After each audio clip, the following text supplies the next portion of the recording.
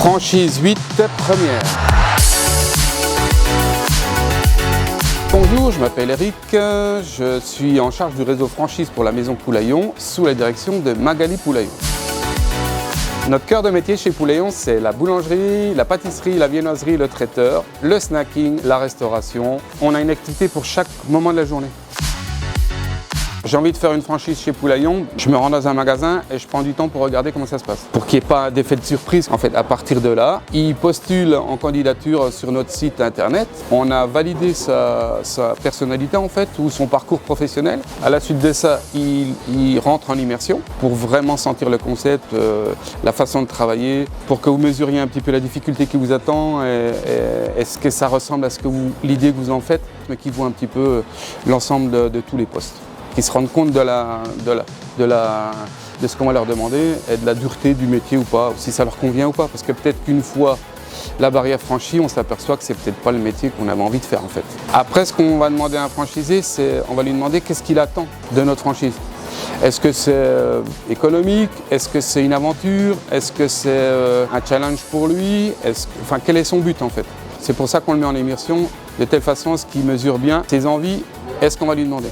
Et après viendra toute la partie économique de son projet en fait. Il faudra qu'il investisse dans la maison, c'est-à-dire avec un droit d'entrée. Et ensuite, il y a une partie formation qui sera en amont de la création de son projet. On la comprendra sur place, avant, pendant les travaux et après en fait. Voilà. De toute façon, il sera toujours suivi, toujours aidé, on répond toujours à ses questions. On est vraiment là pour lui en fait.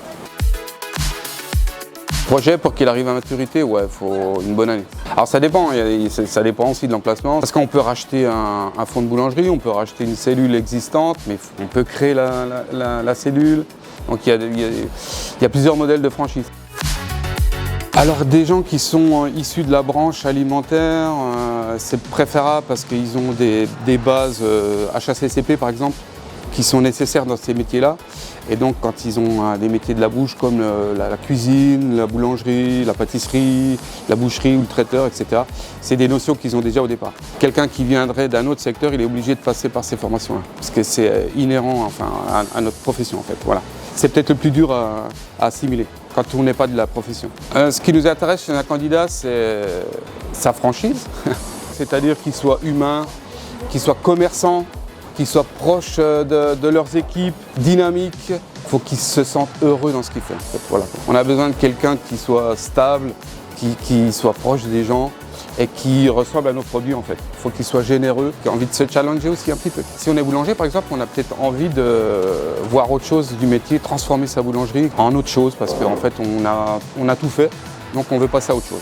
Et le bon compromis entre un artisan et la franchise, c'est-à-dire que là on arrive à un concept tout fait, il n'a pas à se poser de questions.